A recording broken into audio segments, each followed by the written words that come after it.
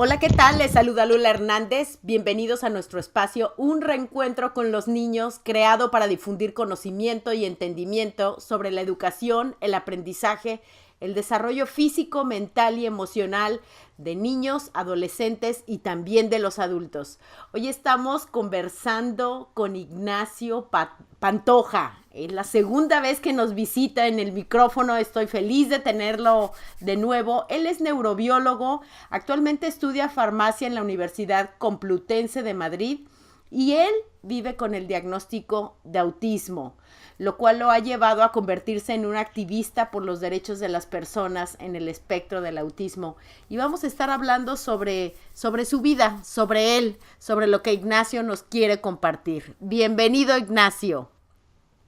Bienvenido, muchas gracias, Lola. Gracias por estar con nosotros.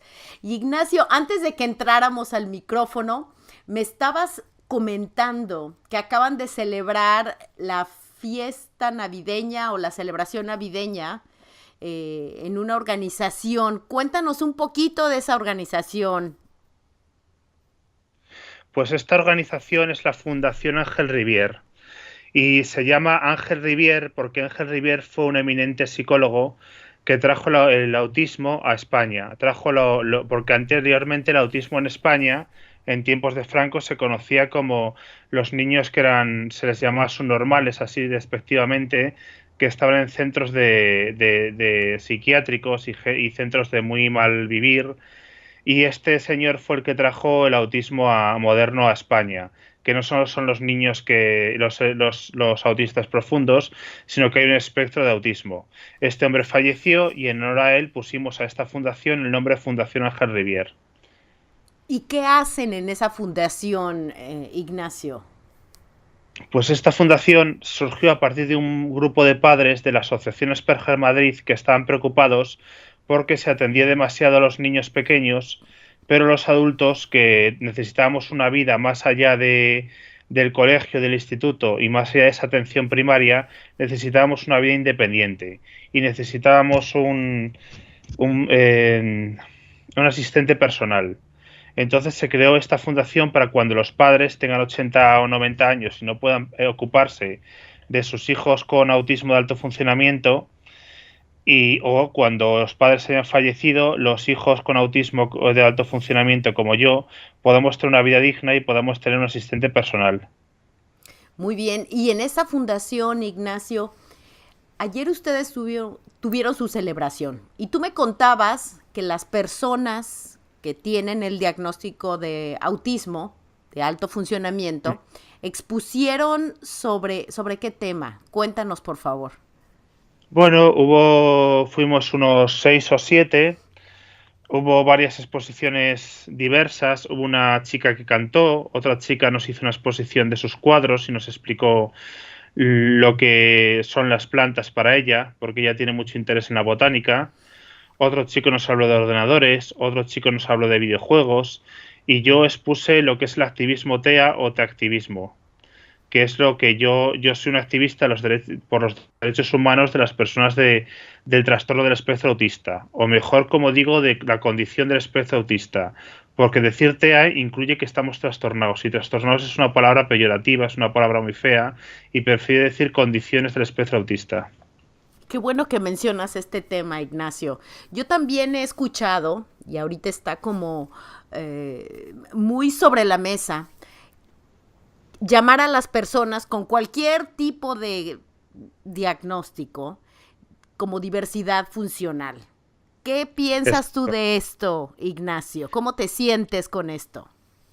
Bueno, yo creo que cuando nos dicen discapacitados nos dicen que valemos menos o cuando nos dicen minusválidos nos dicen que somos menos válidos. Entonces son palabras que al fin y al cabo es un lenguaje insultante, es un lenguaje peyorativo y es un lenguaje menospreciador. Entonces si dicen que tenemos diversidad funcional, nos dicen que tenemos funciones diversas. Y eso quiere decir que las personas somos diversas. Hay blancos, hay negros, hay latinos, hay homosexuales, hay transexuales, pues también pasa lo mismo en las condiciones neurológicas. Hay personas en el espectro, hay personas con esquizofrenia, hay personas con trastorno bipolar, pero no somos inferiores. Igual pasa con la sensorialidad, hay personas sordas, personas ciegas, pero todos somos diversos, pero ninguno somos superiores ni inferiores a otros. Solo somos diversos. Ahora, Ignacio, por siempre o por muchos años se ha usado la palabra discapacidad para hablar también del autismo. ¿Existe o debería de existir en el diccionario esta palabra? ¿Se debería de dejar ante tu visión de vida? Y no solamente por el autismo, hablo por todas las otras condiciones como pueden ser parálisis cerebral, síndrome de Down, síndrome de Rett, etcétera, etcétera. Es que, claro, si nos dicen discapacitados, ya están implicando que somos menos capaces, que tenemos menos capacidad de hacer cosas, y nos están diciendo con ello que somos menos personas. Al fin y al cabo, que somos menos seres humanos, y eso conlleva a llevar a pensar que tenemos menos derechos. Y la Convención Internacional de los Derechos Humanos dice que todos tenemos los mismos derechos, que todos somos igual de personas. Entonces, decir discapacidad, llamarnos menos capacitados a la cara, para mí es un insulto. Creo que se debería sustituir la palabra discapacidad por diversidad funcional. Que es poco a poco creo que eso es lo que está sucediendo. Por lo menos lo escucho un poco más. Quizá todavía falta mucho por hacer, pero poco a poco empieza a escucharse en algunos medios. Déjame te pregunto algo, Ignacio. El diagnóstico, en este caso, por ejemplo, de autismo. Tú que eres una persona altamente funcional, ¿para qué te ha servido el diagnóstico? ¿Para qué te ha servido saber que tú tienes ese diagnóstico? Porque si quitamos todos los nombres de todas las condiciones, pues entonces a lo mejor nos quedamos con algo muy general. Y en este caso quizá es importante saber la individualidad de las necesidades. ¿O tú qué piensas? Bueno, yo adquirí el diagnóstico de adulto con 18 años. Antes recibí mucha incomprensión por parte de compañeros, de profesores. Me hicieron mucho bullying, me hicieron mucho ghosting también. Y mis padres no lo comprendían y mis padres estaban muy tristes y muy desesperados. Y aunque mis padres me ayudaron todo lo que pudieron, pues chocábamos contra los profesores, contra los demás alumnos que me hacían bullying y mis padres estaban muy tristes. Y encontrar el diagnóstico fue una salvación porque explicó muchas cosas que pasaban que no sabíamos por qué pasaban. Entonces, en mi caso, primero me dieron el diagnóstico de síndrome de Asperger. Hay que explicar que el síndrome de Asperger es un diagnóstico antiguo que estaba en el DSM-4. Ahora, en el DSM-5 se sustituye todo por trastorno del espectro autista. A mí me sirve para adquirir la discapacidad que tengo del 67% y el grado 2 de dependencia, que eso me da pie a tener un dinero cuando yo no pueda trabajar porque me encuentre mal, me encuentre deprimido, me encuentre alterado, que son cosas que por la condición del espectro autista, al vivir en este mundo de neurotípicos, me suele pasar. Y también me da un asistente personal. No sé cuál es exactamente la pregunta. No, no, no te Era preocupes. A la larga nos estás diciendo para qué te sirvió a ti el diagnóstico, que Sí, pues fue... mira, me sirvió para pagar los servicios de la Fundación Ángel Rivier, porque la Fundación Ángel Rivier se paga con la dependencia. La Comunidad de Madrid nos otorgó una dependencia, que es un dinero al mes, y a mis padres también les dan un dinero para que se hagan cargo de mí, porque yo, aunque ahora me estás oyendo y parezco una persona sensata e inteligente, a veces tengo crisis porque yo, bueno, las personas con condición del espectro autista vivimos en un mundo de neurotípicos en el cual no nos adaptamos totalmente. O sea, somos un poco como alienígenas. Es como si nosotros nos vamos a una cultura de otro planeta, bueno, del sureste asiático y no la comprendemos. Entonces sufrimos una serie de ansiedad día a día, mes tras mes, año tras año, que se nos acumula en tener problemas para relacionarnos, para llevar nuestro día a día, y a veces necesitamos un asistente personal que nos eche una mano. Y eso es lo que nos presta la Fundación Ángel Rivier. También ayuda a mis padres, a mis hermanos que lo pasan mal cuando ven que tengo una crisis, a mis padres que necesitan apoyo, porque mis padres me ayudan mucho y me quieren mucho, pero a veces se desesperan viendo que yo no avanzo como y que a lo mejor en un futuro no puedo ser dependiente por mí mismo, que es una cosa que yo estoy luchando por ello, pero tenemos ese problema, por eso se creó la Fundación Ángel Rivier. Ignacio, digamos que entonces lo que más trabajo te está costando en este momento sería la parte de socialización, la parte de aceptación o de comprensión de la gente. ¿Será que es eso lo que más te afecta en este momento? Bueno, cualquier minoría tiene problemas respecto a la mayoría. Si hay una mayoría que es igual, la minoría tiene que adaptarse a la mayoría. Pero nosotros no queremos convertir la sociedad en una sociedad orwelliana, como escribió George Orwell en 1984, en que describió una sociedad en que todos tenían que pensar igual y ser iguales. No, nosotros queremos que una sociedad diversa que sea abierta y tolerante a los demás. Entonces pienso que las personas con condición del espectro autista tenemos que hacer mucho esfuerzo para adaptarnos al mundo neurotípico, pero también es verdad que hay que concienciar al mundo neurotípico de que nosotros somos diversos, somos diferentes y tienen que aceptarnos como somos. Y eso es una cosa, un feedback que tiene que ser positivo, porque las cosas que nos aportan los neurotípicos, nosotros las podemos aportar. Por eso yo digo que siempre es bueno que tenga yo mis amigos autistas, pero también mis amigos neurotípicos, porque unos me aportan unas cosas y otros me aportan otras. Y también es importante para los neurotípicos que cuando conozcan a una persona con autismo no la rechacen y digan, mira, este nos va a generar problemas, mejor apártale, mejor no quedemos con él, mejor vamos a hacernos a un lado, que pase, le hacemos ghosting, le ghosteamos y se quite el problema. No, porque esa persona con autismo les va a proporcionar una visión del mundo que ellos no tienen y en cuál les va a aportar cosas y les va a dar riqueza a su vida. Ignacio, ¿qué será lo que a ti personalmente te cuesta más trabajo entender sobre el funcionamiento de las personas, en este caso de los adultos neurotípicos? Pues muchas cosas, a mí siempre me ha costado muchas cosas. A mí, por ejemplo, el metro, la ciudad, cuando yo vivo en Madrid, que es una ciudad que ustedes sabrán de Europa, que es una ciudad muy grande, está en el centro de España y es grandísima. Yo vivo además en el centro de esa ciudad y me agobia muchísimo salir a la calle, me agobia muchísimo el metro, los autobuses, tal. Me cuesta mucho ir a la universidad y en la universidad, bueno, ahora estoy con gente más joven y bueno, yo también por problemas de edad no influyo mucho en su mundo, tengo una relación cordial con ellos, pero no llego a integrarme totalmente bien. Cuando yo estaba estudiando biología, tenía verdaderos problemas de integración con mis compañeros. Mis compañeros nunca me invitaban a fiestas, no me invitaban a cumpleaños, no me invitaban a salir por la noche, porque creían que yo era un problema para ellos y una carga para ellos. Entonces, durante mucho tiempo yo estuve muy aislado y eso a mí me hizo sentirme muy triste, muy solo, porque aunque ellos no se den cuenta, al otro lado hay una persona que sufre y que se ve que se está quedando sola y que le están dejando sin amigos. Y yo puedo decir, vale, tienes amigos autistas, vale, está bien tener amigos como tú, pero también está también tener amigos que no son como tú, creo yo. Definitivamente, definitivamente que es importante porque creo que tienes mucho que aprender de ambos funcionamientos.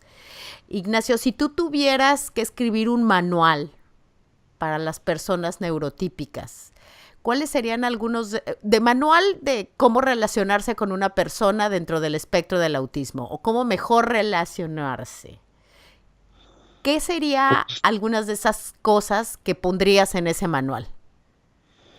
pues diría sobre todo que no hablase muy alto, que no le forzase a mirar a la cara, que no le forzase el contacto físico si no quiere, que no le obligara a estarse en grupo en sitios donde hay mucha gente, como por ejemplo discotecas o sitios así, que no le tratase tampoco como si fuese menos que él, que no somos retrasados ni somos personas estúpidas. Es más, las personas con condición del espectro autista tenemos un nivel de inteligencia generalmente superior a la media de los neurotípicos.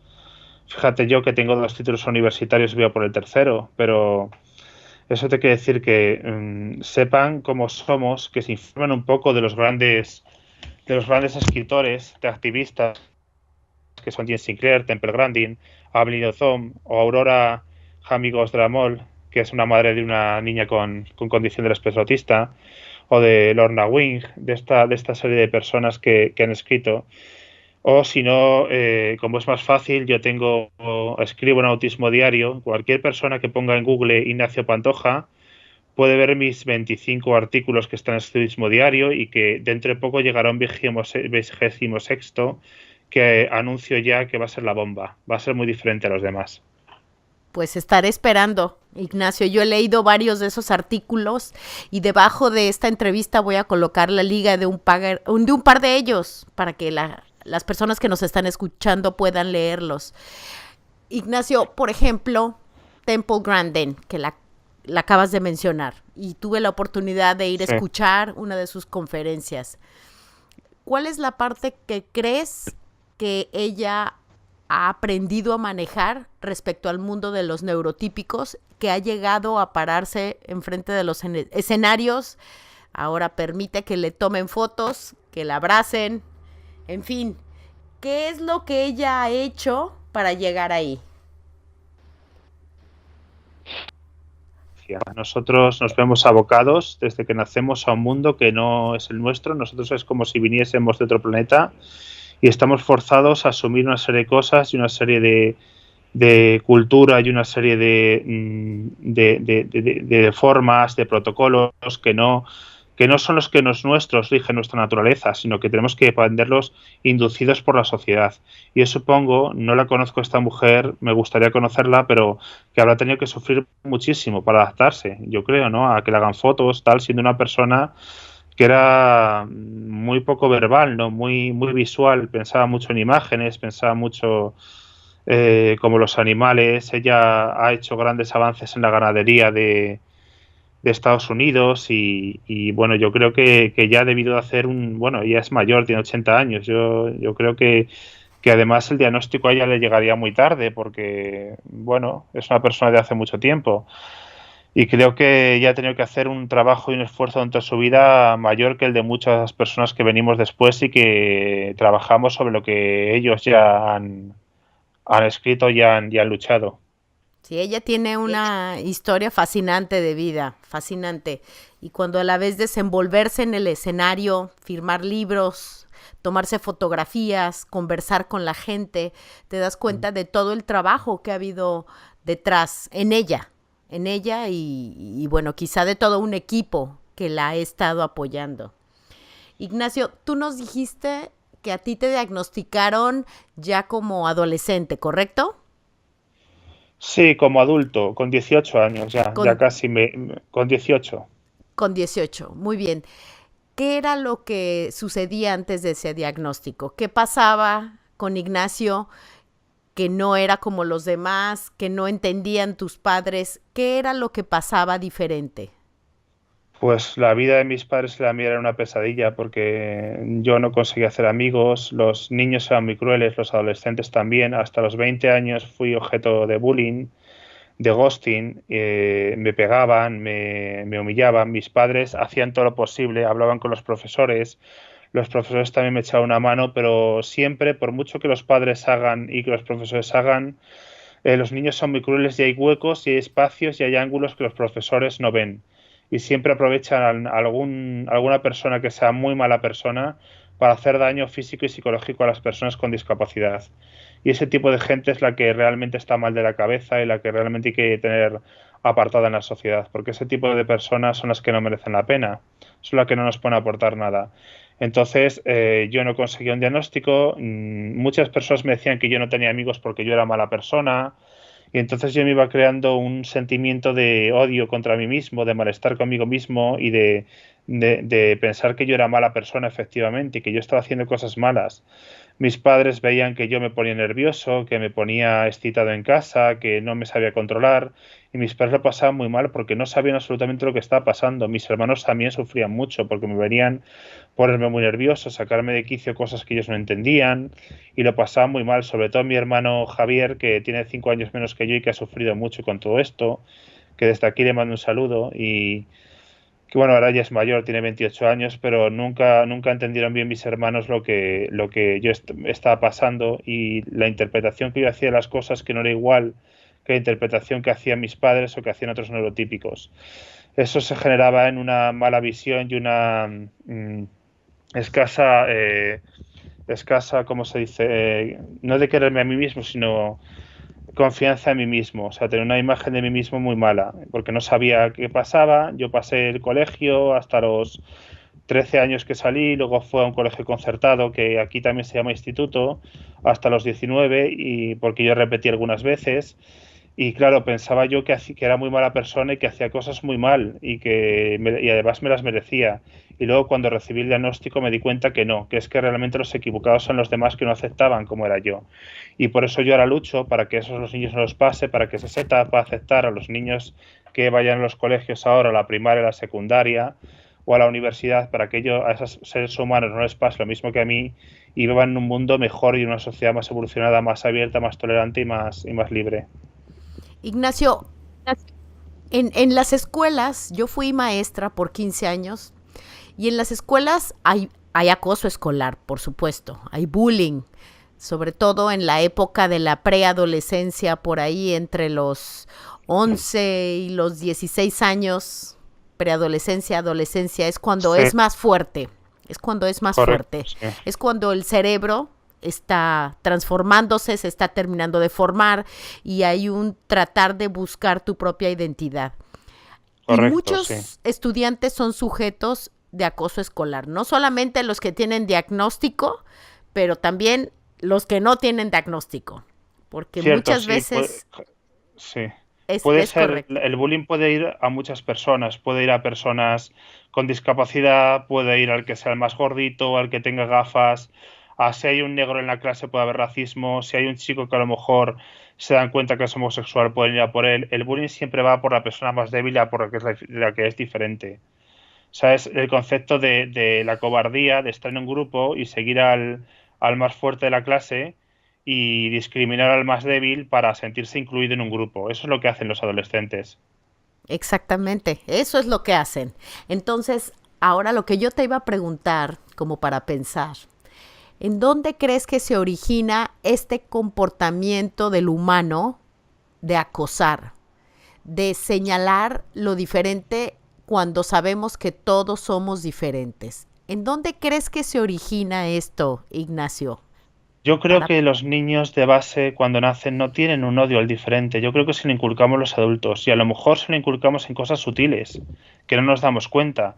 A lo mejor si vamos por la calle y vemos una persona de raza negra y nos echamos para atrás o le miramos de otra manera, porque hay que tener en cuenta que, aunque no nos damos cuenta, muchos tenemos actitudes racistas sin ser racistas, sin querer admitir. Y yo a lo mejor si voy por la calle y me encuentro un blanco, no me fijo tanto que si me encuentro un negro. Yo lo admito y eso hay que admitirlo.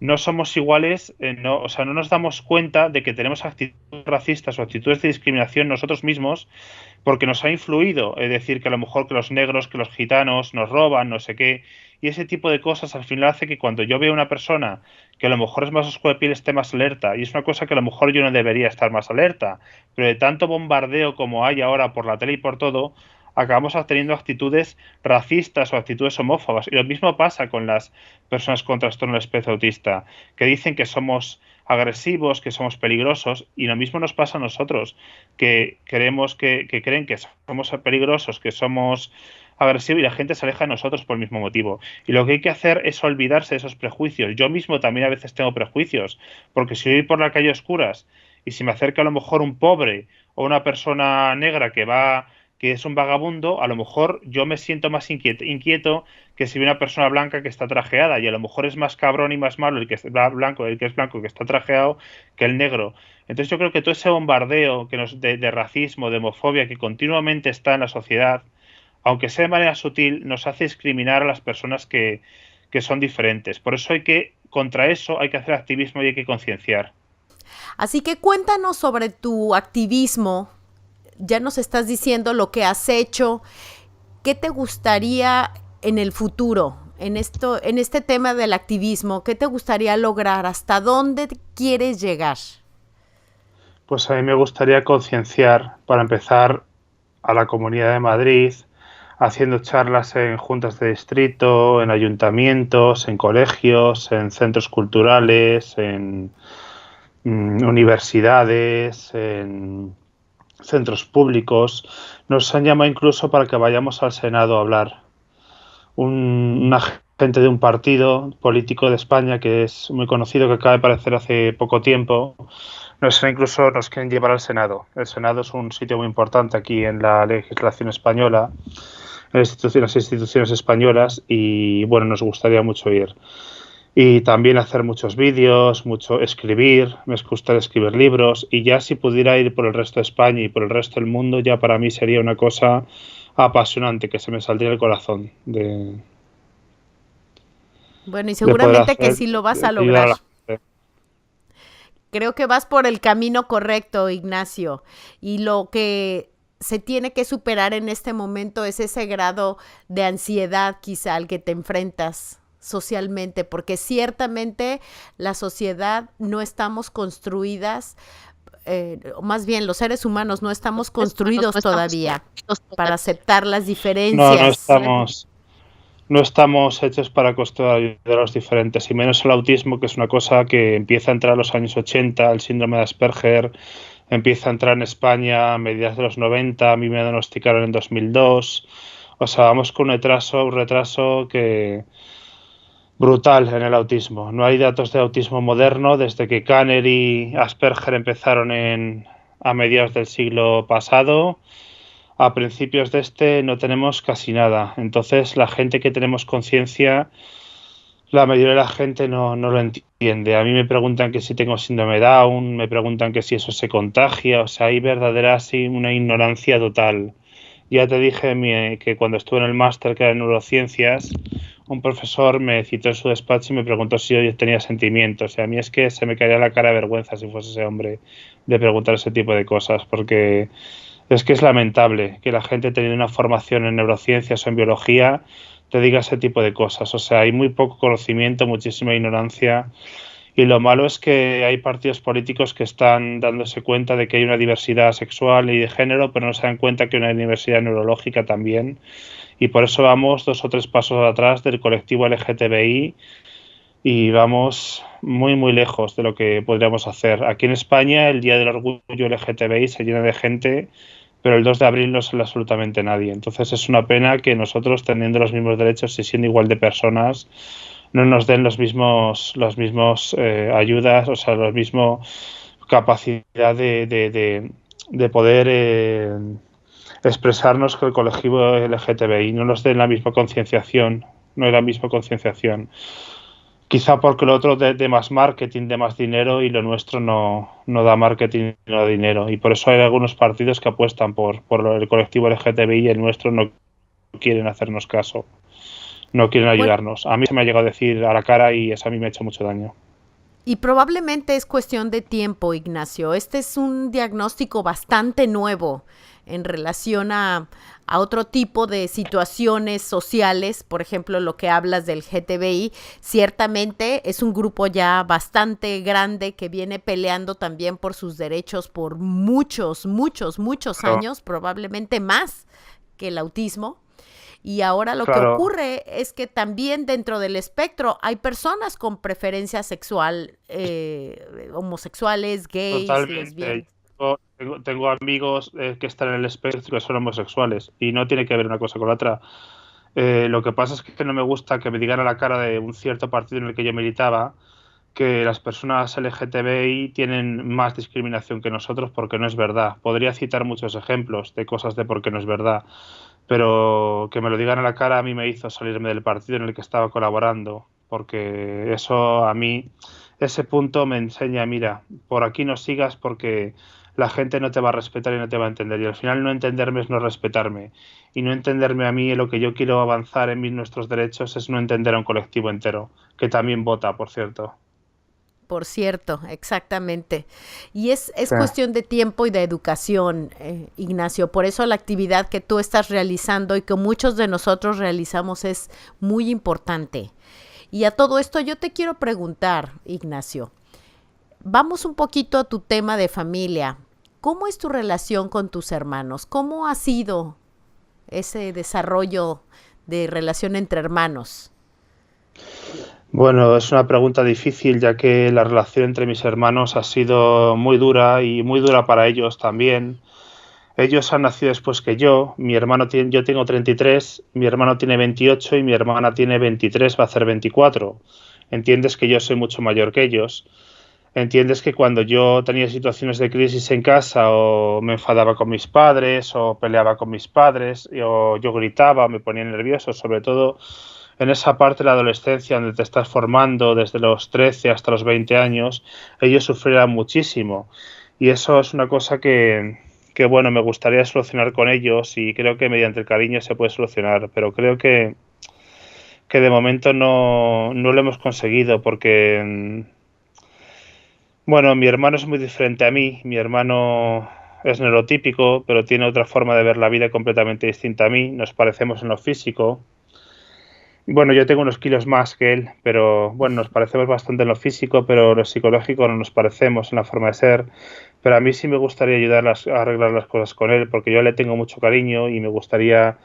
Sé que mis padres un día no van a estar y los dos vamos a perder los mismos padres. Entonces a mí me gustaría con él empezar una relación de colaboración entre hermanos y en un futuro, cuando mis padres no estén, poder ayudarnos el uno al otro. ¿Y qué es lo más complejo para ti? No para tu hermano, para ti de relacionarte con tu hermano. Bueno, creo que no le comprendo bien. Él tampoco me comprende a mí. Es una persona que, igual que yo, paso mucho tiempo con mis padres. Él es muy independiente. No consigo,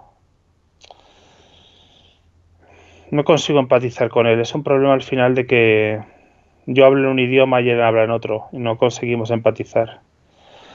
Pero si hay buena voluntad, las cosas se consiguen. ¿Crees que sea cuestión de madurez, Ignacio? ¿Piensas tú que con el tiempo tu hermano va a aprender a ver tu condición desde otro punto de vista? Quizá cuando sea Bueno, adulto, sí, un adulto más es que él es grande. adulto. Bueno, Él más tiene grande. 28 años, ya es bastante adulto. Él ya trabaja, ya está medio emancipado, ya.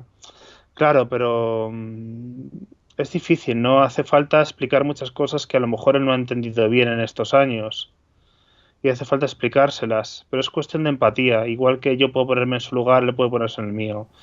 Para que luego diga que las personas con condiciones de autismo no tenemos sentimientos ni tenemos empatía. Hago el esfuerzo, no solo con mi hermano o con mi hermana, con mucha gente de ponerme en su lugar y de tratar de entender por qué hacen las cosas. Y porque es una cosa que practico en el día a día. Claro. Y aquí te voy a compartir algo que quizá te sirva o no te sirva desde mi experiencia como madre. Mi hijo que tiene el diagnóstico de autismo tiene 21 años.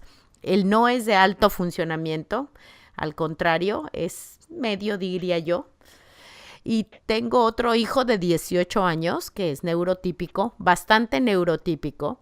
Y la relación entre ellos ha sido muy compleja. Y para mí como madre ha sido muy complejo encontrar cuál es ese antídoto, cuál es ese punto en donde yo puedo lograr la unión entre ellos y la comunicación entre ellos. Y ha sido muy difícil porque lo que me comenta mi hijo, el neurotípico, en algunas ocasiones, es que él piensa que su hermano mayor está fingiendo en algunas ocasiones, que realmente sí entiende, pero está fingiendo que no entiende. Entonces, creo que esa es una parte que afecta a muchos hermanos, Ignacio, que ellos tienen la impresión de que el hermano, como lo ven físicamente, pues como cualquier otra persona neurotípica, en donde no hay una malformación, no hay una discapacidad física, no les falta alguna parte del cuerpo, Sí. pues Como por entonces, ejemplo los síndromes de Down que se nota en la cara, que tiene síndrome de Down, a exacto, nosotros nos los nota, sí. sí, Pues yo creo que es una exacto, ¿no? cosa que las familias tienen muchos problemas cuando hay hermanos que son unos neurotípicos y otros son con condición del espectro autista. Bueno, en mi caso yo fui el mayor, fui 5 años mayor que mi hermano. Cuando él llegó la situación estaba dada. Entonces él siempre me ha notado diferente, no ha sabido cómo relacionarse conmigo, me ha llegado a tener miedo físico de que yo pues le podía pegar o me podía poner violento, porque él no comprendía que yo tuviera crisis y ese tipo de cosas. Yo creo que a mí también me falta, dentro de lo formado que estoy en activismo TEA, me falta información a mí mismo también para llegar a comprender las situaciones, igual que la sociedad a mí a mí me falta y para transmitirle a él por qué pasan las cosas. Creo que a todos nos falta. Todo el autismo lo vamos conociendo, yo incluido, las personas que estamos dentro del espectro también vamos conociendo muchas cosas. Día tras día yo leo a los grandes autores, aprendo de otras personas que dan charlas, pero es una cosa que no te puedo dar el antídoto. Tenemos que buscarlo y se basa sobre todo en la comprensión de ambas partes. Definitivamente. Y sabes, Ignacio, lo que no se comprende es muy difícil que puedas transformarlo en una actitud o en una manera de pensar, aquello que no se puede comprender. Y realmente el trastorno del espectro del autismo es muy difícil comprender porque es complejo. Son muchas las Es áreas que complejo, sí. están afectadas. Fíjate que yo llevo con 33 años y no lo comprendo porque hay falta de información. Hay mucha información de qué son los neurotípicos, pero de qué somos nosotros, yo puedo inspeccionarme a mí mismo y decir, vale, a mí me pasan tantas cosas, pero hay cosas que no les puedo poner nombre porque los que hacen los diccionarios son neurotípicos y a esas cosas no les ponen nombre. Entonces hay cosas que yo siento, que yo percibo y no les puedo poner nombre. Entonces digo, yo estoy sintiendo esto, a mí me está pasando esto, y cuando voy a un psicólogo neurotípico, a un psiquiatra neurotípico, digo, me pasa esto, y a lo mejor él no lo entiende. Entonces, creo que las propias personas con condición del espectro autista debemos de empezar a ser psicólogos, como es mi amigo Miguel Auyó, o a ser psiquiatras, o a investigar nuestro propio problema. Bueno, en mi caso hice biología, ahora estoy haciendo farmacia, también es una manera de llegar a entender las cosas, ¿no? Porque los medicamentos, yo que soy farmacéutico, se hacen para neurotípicos, no hay medicamentos específicos para personas con la condición del espectro autista. Entonces, para las personas autistas no hay medicamentos y tomamos medicamentos neurotípicos que no sabemos si nos valen bien, porque hay que dejar claro una cosa, el autismo no es una enfermedad, el autismo no se medica. ¿Qué se medica entonces?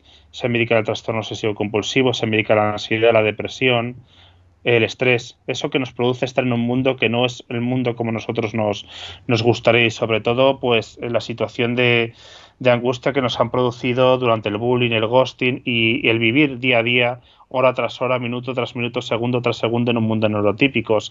Pero que quede claro que la condición del espectro autista no es una enfermedad. El que lo diga, además de ser ignorante, es una persona malvada que quiere hacer daño y que quiere intoxicar nuestra imagen.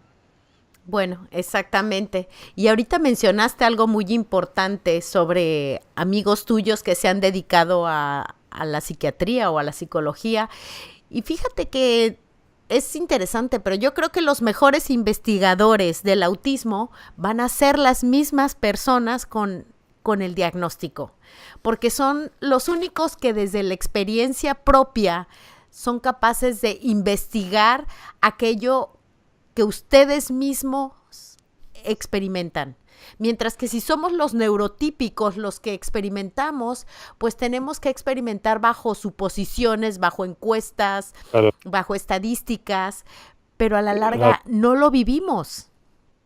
Eso es como cuando antiguamente, en los siglos pasados, los hombres hacían leyes para mujeres y hacían leyes para mejorar la calidad de vida de las mujeres. Y no tienen que ser las mujeres las que luchen sobre todo por las mujeres, ayudadas por los hombres, pero tienen que ser las mujeres las que reivindiquen sus derechos y digan lo que necesitan. Nosotros también necesitamos tener una voz y necesitamos investigar por nosotros mismos el autismo, porque nosotros sentimos el autismo, no lo padecemos, lo sentimos, vivimos con él.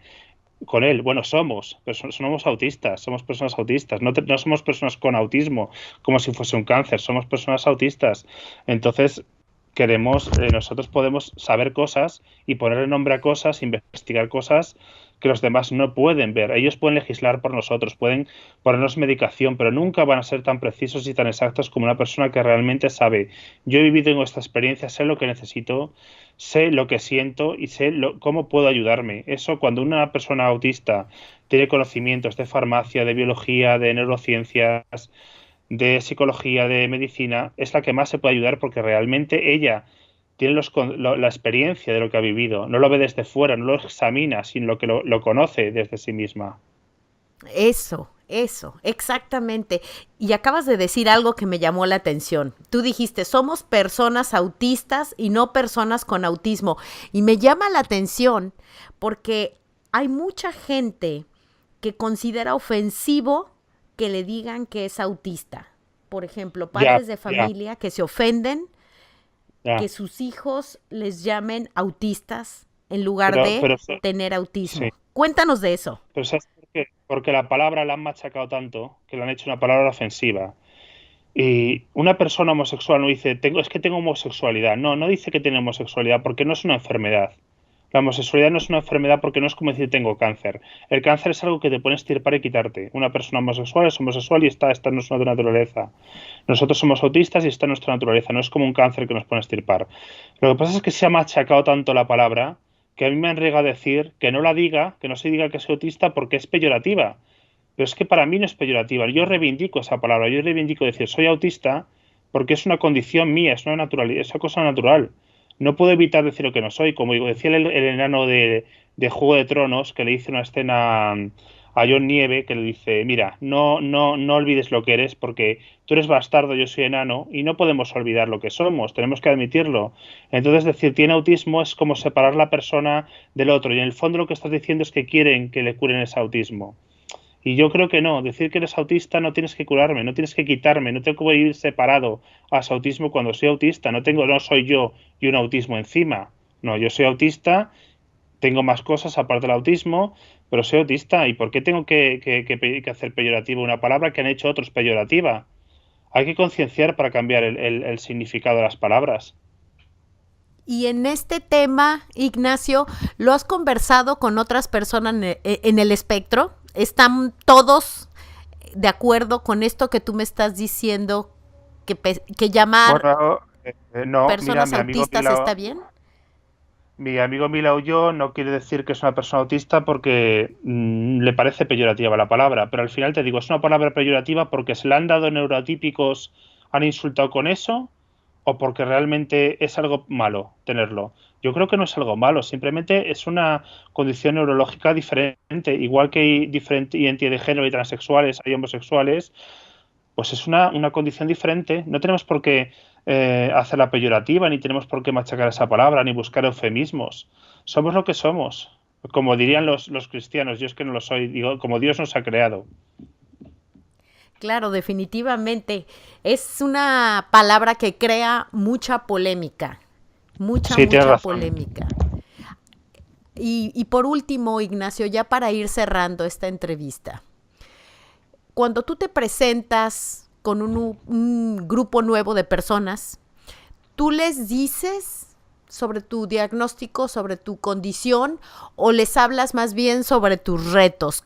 ¿Cómo te presentas tú con un grupo para justificar ciertas reacciones, ciertos comportamientos? A ver, si yo a alguien le conozco de una tarde o lo conozco de poco tiempo, no le cuento lo que soy, ¿no? Es como lo mismo que te digo. Saco a colación mucho lo de los homosexuales porque eso es un ejemplo muy claro de gente que en el pasado ha luchado por una cosa que se llama enfermedad y ahora no se llama, se ha aceptado. Y nosotros queremos hacer lo mismo que han hecho el colectivo LGTBI, que lo ha hecho muy bien. No le cuento mi actividad neurológica. Si él se da cuenta, bueno, pues que se dé cuenta. Es verdad que es muy fácil darse cuenta, pero si yo, por ejemplo, llego a la universidad y voy a convivir durante años con mucha gente, o voy a un trabajo y voy a convivir, o voy a un grupo social y voy a convivir, lo cuento a mi manera, de la manera que me parece más correcta contarlo para que me entiendan. Porque si no, ellos lo van a percibir y pueden que lo perciban como algo que no entienden y entonces lo entiendan como algo negativo. Y definitivamente observas un cambio de comportamiento en las personas cuando tú les hablas de tu diagnóstico. Bueno, hay gente que tiene más tolerancia y gente que tiene menos, gente que está más informada, gente que está menos informada, pero sí hay una mayor aceptación cuando yo hablo, ahora que me codeo, bueno, me convivo con gente de 19, 20 años en la universidad. Es cierto que cuando yo les pongo cosas, les mando artículos, hay gente que, bueno, supongo que no les importará o no les gustará, pero hay gente que sí me lee y sí se han acercado a mí, y esa gente es la que para mí vale. Perfecto, Ignacio. Pues vamos cerrando ya con esta entrevista que además de informativa fue muy nutritiva y estoy segura que sobre todo muchas madres de familia, muchos padres de familia, docentes, mucha población la encontrará importante y sobre todo con información que nos deja entender desde dentro cómo lo están viviendo. Muchísimas Sí, gracias tenemos por que compartir. hablar. que hablar las personas con condición del espectro autista o personas autistas, tenemos que hablar también, no solo los psiquiatras y psicólogos y especialistas, también nosotros. Totalmente, totalmente de acuerdo. Y agradezco mucho tu presencia, Ignacio, y este micrófono está abierto cuando tengas algo que decir, cuando lances ese artículo bomba del que nos hablas en Autismo Diario, pues probablemente después coordinamos para que nos platiques en el micrófono Sí, sobre ese artículo. también me comentaste que querías entrevistar a mi padre, no sé en qué quedó eso. Vamos, vamos a terminar de concretar eso. Por ahora vamos a despedir el programa y ahora De acuerdo. conversamos. Muchas gracias por su compañía, por estar con nosotros. Nos escuchamos la próxima semana en un reencuentro con los niños. Que tengan una hermosa semana.